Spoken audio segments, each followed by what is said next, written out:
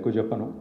ఒకటి, తెలంగాణ రాష్ట్రం సిద్ధించిన తర్వాత నిజానికి సంస్కృతి పరంగా, భాష పరంగా తెలంగాణ యొక్క గొప్పదనాన్ని, ఔన్నత్యాన్ని చెప్పుకునే కార్యక్రమాన్ని కొంత మేరకు చేసుకున్నాం.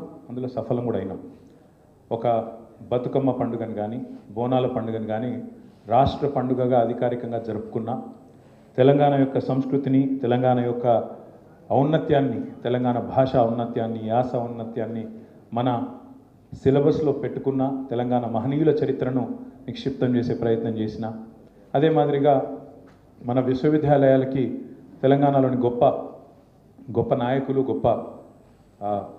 గొప్పవారి పేరు పెట్టుకున్న. ఉదాహరణకు ప్రొఫెసర్ జయశంకర్ గారి పేరు మన వ్యవసాయ విశ్వవిద్యాలయానికి పెట్టుకున్న, పివి నరసింహారావు గారి పేరుని వెటర్నరీ విశ్వవిద్యాలయానికి పెట్టుకున్న, కాళోజీ గారి పేరుని మన హెల్త్ యూనివర్సిటీకి పెట్టుకున్న, కొండా లక్ష్మణ్ బాపూజీ గారి పేరుని హార్టికల్చర్ యూనివర్సిటీకి పెట్టుకున్న. ఈ రకంగా ఆ ప్రయత్నం కూడా కొంత జరిగింది. అదే మాదిరిగా కొత్త జిల్లాలు ఏర్పాటు చేసుకుంటే కుమరం భీం పేరు మనం ఆసిఫాబాద్ జిల్లాకు పెట్టుకున్నాం. జయశంకర్ సార్ పేరు భూపాలపల్లికి పెట్టుకున్నాం. ఆ రకంగా కొంత చరిత్రని మరి వెలుగెత్తి చాటుకునే ఒక ప్రయత్నం. ఎందుకంటే తెలంగాణ పోరాటంలోనే ఇక్కడి కల్చరల్ రెనెసాన్స్ కూడా ఒక అంతర్భాగం కాబట్టి ఆ ప్రయత్నం కూడా జరిగింది. ప్రపంచ తెలుగు మహాసభలు రెండవసారి పెట్టుకుందే మనం కేసీఆర్ గారి నాయకత్వంలో హైదరాబాద్లో ఎల్బీ స్టేడియం వేదికగా 3 రోజులు ఘనంగా పెట్టుకొని ఎంతోమంది కళాకారుల్ని, కవుల్ని వారిని పిలిచి సత్కరించి రచయితల్ని గౌరవించుకున్నాం.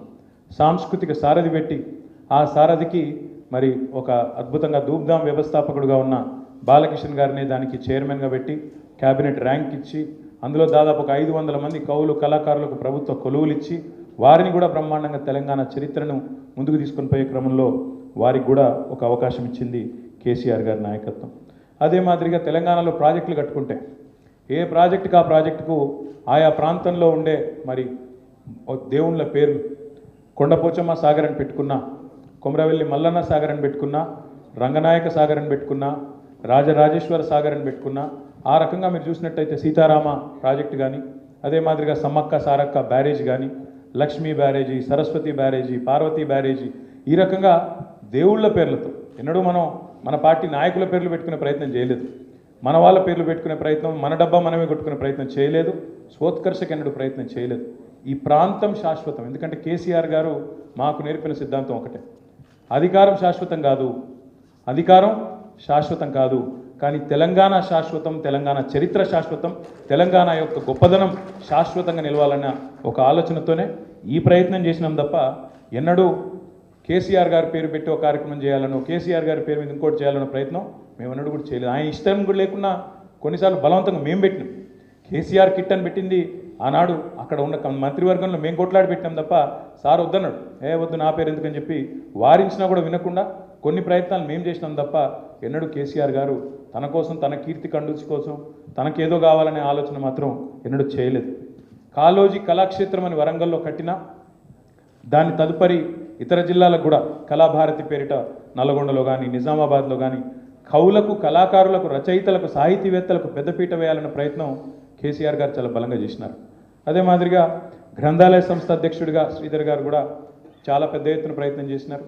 హైదరాబాద్లో కానీ, బయట కానీ చాలా పెద్ద ఎత్తున వరంగల్లో కానీ గ్రంథాలయాలు కొత్తవి ఎన్నో ప్రారంభించుకున్నాం. చాలా ప్రయత్నం జరిగింది. కానీ డెఫినెట్గా జరగాల్సినంత మాత్రం జరగలేదు. ఇంకా జరగాలి, ఇంకా బాగుండాలి అనే కోరిక ఏదైతే తెలంగాణ సమాజంలో ఉందో దాన్ని తప్పకుండా ముందుకు తీసుకొని పోయే ప్రయత్నం ఈ సందర్భంగా చేయవలసిన అవసరం ఉందని చెప్పి ప్రతి ఒక్కరు కూడా నొక్కి వక్కానించినారు. తప్పకుండా ఆ బాధ్యతను బీఆర్ఎస్ పార్టీ తీసుకుంటుంది. తీసుకొని వచ్చే సంవత్సరం నుంచి దీక్షా దివస్ నుంచి మొదలు పెడితే, అంటే నవంబర్ 29 నుంచి మొదలు పెడితే విజయ దివస్ దాకా, తెలంగాణ పోరాటం సిద్ధించి విజయం సాధించిన రోజైన 9 డిసెంబర్ దాకా 11 రోజుల పాటు ప్రతి సంవత్సరం బ్రహ్మాండమైన సాహిత్య కార్యక్రమాలు, బ్రహ్మాండమైన కార్యక్రమాలు చేసే బాధ్యత మేమే తీసుకుంటామని చెప్పి సందర్భంగా విజ్ఞప్తి చేస్తూ ఉన్నాం. ఇదేదో ఈ సంవత్సరం ఒకటే కాదు, ఇక నుంచి ప్రతి సంవత్సరం ఈ 11 రోజుల పాటు విస్తృతంగా కార్యక్రమాలు చేస్తాం. దానికి పార్టీ తరఫున మరి రేపో ఎల్లుండో ఒక 2 డెడికేటెడ్ కమిటీలు కూడా వేసుకుంటాం. ఒకవైపు రచయితలు, సాహితీవేత్తలు, అదొక వైపు, మరొక వైపు కవులు, కళాకారులు, వారితో కూడిన బృందం మరొక వైపు వేసి బ్రహ్మాండంగా Telangana literature day, Telangana literature festival కూడా ఈ 11 రోజుల సందర్భంగానే ఒకటి బ్రహ్మాండమైనది ఏర్పాటు చేస్తాం. హైదరాబాద్ కేంద్రంగా, వరంగల్ కేంద్రంగా, పాత 10 జిల్లాల కేంద్రంగా కూడా తప్పకుండా ఆ కార్యక్రమాన్ని కూడా చేస్తామని చెప్పి కూడా ఈ సందర్భంగా నేను విజ్ఞప్తి చేస్తాను. సాహిత్య కార్యక్రమాలు, పుస్తకావిష్కరణలు, ఎందుకంటే దేశపతి శ్రీనివాస్ గారు చెప్పింది కరెక్ట్. సింహాలు తమ గాథ తాము చెప్పుకోకపోతే వేట కుక్కలంటే బాగుండదేమో, వేటగాళ్ళు చెప్పే పిట్టకథలే చరిత్రగా నిలిచిపోతాయని వారు ఏదైతే చెప్పినో, సింహాలు తమ గాథ తాము చెప్పుకోకపోతే వేటగాళ్ళు చెప్పే పిట్టకథలే మరి చరిత్రగా నిలిచిపోతాయని వారు ఏదైతే చెప్పినారో అది అక్షర సత్యం. ఇంగ్లీష్లో కూడా దానికి అందంగా ఒక లైన్ ఉంటుంది, history gets written by the victor అని. అంటే యుద్ధంలో గెలిచిన వాడే పరాజితుల చరిత్రను చెరిపేసే ప్రయత్నం చేస్తాడని దాని భావన. ఈరోజు తెలంగాణలో జరుగుతుంది అదే. కేసీఆర్ మీద కోపంతో, కేసీఆర్ గారి మీద ఉండే కోపంతో ఇవాళ ఎన్నికల ప్రయత్నాలు జరుగుతున్నాయి, మీరు గమనించండి. నిన్న ముఖ్యమంత్రి మాట్లాడతాడు, ఎన్టీ రామారావు గారు ట్యాంక్ బండ్ మీద పెట్టిన విగ్రహాల గురించి ప్రస్తావిస్తాడు హైదరాబాద్లో. కానీ ఇవాళ మొత్తం హైదరాబాద్ అంతా అచ్చరు పొందే విధంగా చూసే 125 అడుగుల నిలువెత్తు అంబేద్కర్ విగ్రహం గురించి మాత్రం ఆయన నోట్లకెళ్ళి మాట వస్తలేదు. అంబేద్కర్ గారి పేరిట కట్టిన అద్భుతమైన సచివాలయం, ఒక రాజసౌధం లాంటి, ఒక శ్వేత సౌధం లాంటి సచివాలయం గురించి మాత్రం ఒక్క మాట రాదు. ఇవాళ మొత్తం నిఠారుగా నిలబడ్డ పోలీస్ కమాండ్ కంట్రోల్ సెంటర్ గురించి ఒక్క మాట రాదు. అద్భుతంగా హైదరాబాద్లో కట్టిన ఎన్నో, 1, 2 కాదు, ఎన్నెన్నో ఈ 10 ఏళ్లలో జరిగిన నిర్మాణాల గురించి మాత్రం మాట రాదు. ఎందుకంటే పరాజితుల చరిత్ర మలిపేయాలి, మరిపేసేదో మలిగిపోతుంది అనుకునే ఒక మూర్ఖపు ప్రపంచంలో ఈ ముఖ్యమంత్రి ఉన్నాడు. ఆయనకైనా ఇంకా మిగతా వాళ్ళనికైనా నేను చెప్పేది ఒకటే, కేసీఆర్ మీద కోపంతో సరే రాజకీయంగా మాటల దాడి చేయండి, మీకు వచ్చేటిదే బూతులు, మీకు తెలిసిన ప్రపంచమే గది. కానీ ఒకటి మాత్రం పక్కా, కేసీఆర్ మీద కోపంతో తల్లి రూపాన్ని మార్చే ప్రయత్నం చేస్తే మాత్రం చరిత్ర క్షమించదు. తెలంగాణ తల్లి రూపాన్ని మార్చే ప్రయత్నం, నాకు తెలియక అడుగుతా, వాళ్ళ భారతదేశంలోనే అత్యంత సుసంపన్నమైన రాష్ట్రం, నా లెక్క కాదు, రిజర్వ్ బ్యాంక్ ఆఫ్ ఇండియా లెక్క ప్రకారం తలసరి ఆదాయంలో ఇవాళ అన్ని రాష్ట్రాల కంటే ముందున్నది తెలంగాణ రాష్ట్రం. అట్లాంటి తెలంగాణ రాష్ట్రం, సుసంపన్నమైన రాష్ట్రానికి తల్లి, తెలంగాణ తల్లి మూర్తిభవించిన ఒక దేవతలాగా కేసీఆర్ గారు, అదేవిధంగా తెలంగాణ ఉద్యమంలోని పెద్దలు ఆనాడు ప్రతిష్ఠించినారు 2007 సంవత్సరంలో. అప్పుడెప్పుడో దాశరథి గారు, ఆ తర్వాత రావెల్ల వెంకటరామారావు గారు ప్రస్తుతించినట్టుగా మా తెలంగాణ తల్లి కంజాతవల్లి అన్నట్టుగా బ్రహ్మాండంగా ఇక్కడి సమాజం యొక్క ఒక ఆశయాన్ని, ఇక్కడి సమాజం యొక్క ఔన్నత్యాన్ని, తెలంగాణ ప్రాంతం యొక్క గొప్పతనాన్ని ఒక యాస్పిరేషనల్, ఒక వాల్యూగా, యాస్పిరేషనల్ చిహ్నంగా తెలంగాణ తల్లిని ప్రతిష్ఠించుకున్నాం. ఇవాళ ఈ ముఖ్యమంత్రి ఏమంటున్నాడు, అత్యంత సుసంపన్నమైన రాష్ట్రమైన తెలంగాణ తల్లి, ఈ తెలంగాణ రాష్ట్రానికి తల్లిగా ఉండే తల్లిని కేవలం ఇక్కడి పేదరికానికి, ఇక్కడ ఉండే సమస్యలకు చిహ్నంగా నేను ప్రతిష్ఠిస్తా అని చెప్పి ముఖ్యమంత్రి అంటా ఉన్నాడు. రూపుమాపుతా అంటా ఉన్నాడు, రూపు మారుస్తా అంటున్నాడు. కేసీఆర్ చేసిన పోరాటాన్ని రూపుమాపుతా అంటా ఉన్నాడు. ఇది ఎంత మాత్రం ఆమోదయోగ్యం కాదు. ఎందుకంటే అధికారం ఎవరికి శాశ్వతం కాదు. ఒకనాడు ఇందిరాగాంధీ గారు ప్రతిష్ఠించిన భరతమాతను వాజ్పేయి గారు రాగానే మార్చేయలేదు. అదేవిధంగా భారతదేశంలో ఎన్నో చోట్ల అధికార మార్పిడి జరిగింది. తెలుగు తల్లి విగ్రహ రూపం మారలేదు. అదేవిధంగా కన్నడ మాత పేరిట పెట్టుకున్న విగ్రహం రూపం మారలేదు. కానీ ఇక్కడ ముఖ్యమంత్రి ఎంత కురుసబుద్ధి, ఎంత లేకి వ్యక్తి అంటే కేసీఆర్ మీద కోపంతో ఆఖరికి తెలంగాణ తల్లిని కూడా ఇవాళ మార్చే ప్రయత్నం ఏదైతే చేస్తున్నాడో చరిత్ర క్షమించదు. ఇట్లాంటి మూర్ఖపు పనులు ఎవరు చేసినా తప్పకుండా దానికి ప్రజల ఆమోదం ఉండదు, ప్రజల నుంచి చీత్కారం తప్ప ఏనాటికైనా కూడా వ్యతిరేక భావన తప్ప ఏనాటికి కూడా వీటికి ఆమోదం లభించదు. కాబట్టి ఆ ప్రయత్నం ఇప్పటికైనా విజ్ఞతతో విరమించుకోవాలని చెప్పి ప్రభుత్వానికి విజ్ఞప్తి చేస్తున్నాం. ఒకవేళ వాళ్ళకి ఔన్నత్యం కానీ, ఒకవేళ వాళ్ళకి పెద్ద బుద్ధి కానీ లేకపోతే ఒకటి మాత్రం పక్క, మళ్ళీ 4 ఏళ్ల తర్వాత ఆ సెక్రటేరియట్లో తప్పకుండా జరగాల్సిన కార్యక్రమం జరుగుతుంది. నువ్వు ఎన్ని కథలు పడ్డా, ఎన్ని కార్యక్రమాలు చేసినా తప్పకుండా మళ్ళీ తిరిగి తెలంగాణ తల్లే తన సరైన స్థానంలో ఉంటుంది.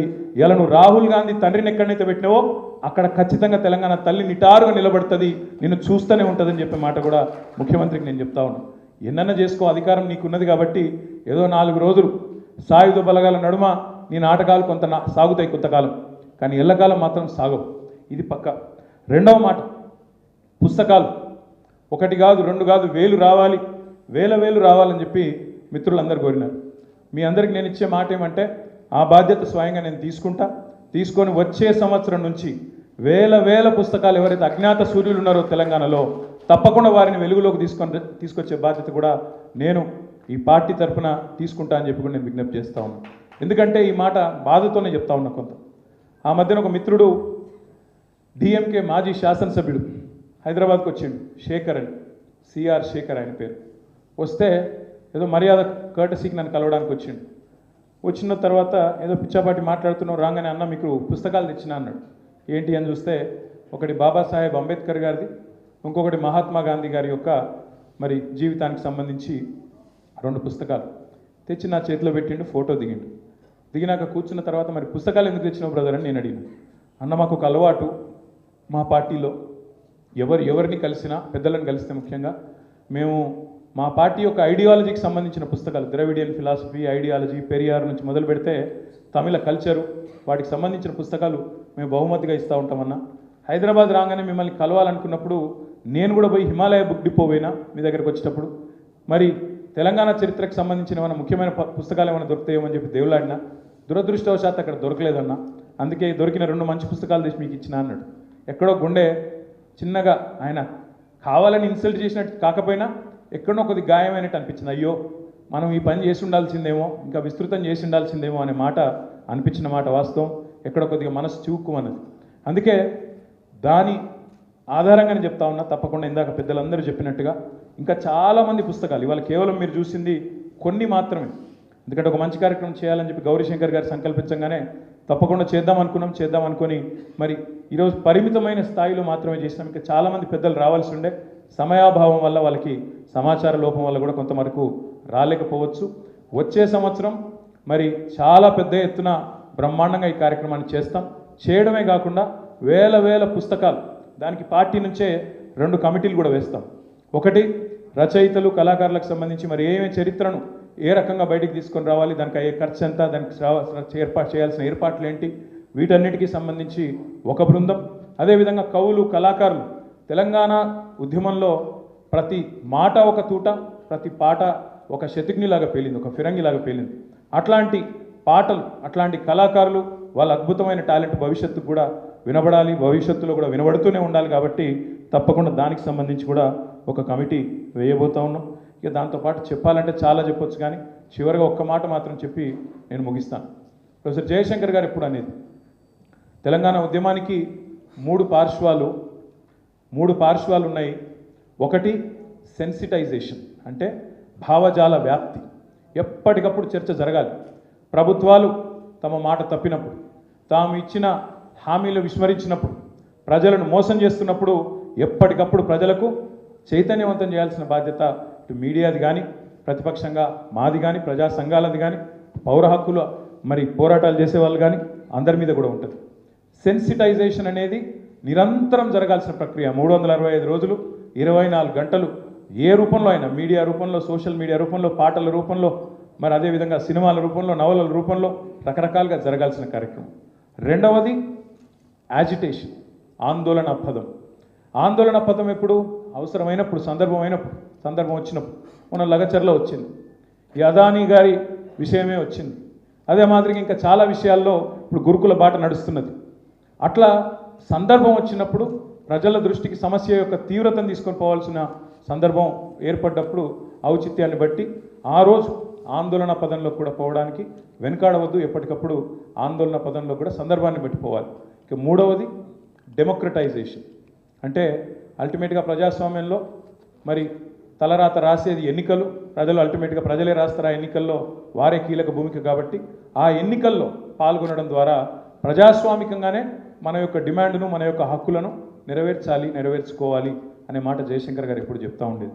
మరి ఈ 3 అంకాల్లో కూడా సెన్సిటైజేషన్లో, యాజిటేషన్లో, డెమోక్రటైజేషన్లో, మూడింట్లో కూడా కవులు, కళాకారులు, రచయితలు, సాహితీవేత్తల పాత్ర ఎంతో ముఖ్యమైనది. కాబట్టే ఈ దీక్షా దివస్ సందర్భంగా వారు తెచ్చిన ఈ పుస్తకాలు, వారు తీసుకొచ్చిన వివిధ రూపాలను వాళ్ళు ప్రదర్శించడం ఇక్కడ జరిగింది. భవిష్యత్తులో కూడా ఇదే రకంగా మరి పార్టీలకు అతీతంగా, రాజకీయాలకు అతీతంగా, ఎందుకంటే ఇందాక నేను చెప్పింది ఊరికే చెప్పలేదు, అధికారం శాశ్వతం కాదు, అధికారమే పరమావిధి ఎన్నటికీ కారాదు. కానీ తెలంగాణ శాశ్వతం, అది సాధించింది తప్పకుండా తెలంగాణ ప్రజల పోరాట స్ఫూర్తితో, అమరుల అమరత్వంతో, కేసీఆర్ నాయకత్వంలో సాధించిన మాట. ఇది వాస్తవం, ఎప్పటికైనా ఎవరైనా ఒప్పుకోక తప్పని వాస్తవం. కాబట్టి మనం దానికోసం, అధికారం కోసం కాదు, కేవలం తెలంగాణ చరిత్రని భవిష్యత్ తరాలకు నిక్షిప్తం చేసి అందజేయడం కోసం ఈ ప్రయత్నాన్ని పూర్తి స్థాయిలో చేస్తామనే మాట మళ్ళొక్కసారి మీకు తెలియజేస్తూ, ఈరోజు ఇంత పెద్ద ఎత్తున మరి ఈ కార్యక్రమంలో ఇంత తక్కువ సమయంలో పాల్గొన్న మా మిత్రులందరికీ కూడా హృదయపూర్వకంగా నమస్కారాలు, ధన్యవాదాలు తెలియజేస్తూ జై తెలంగాణ.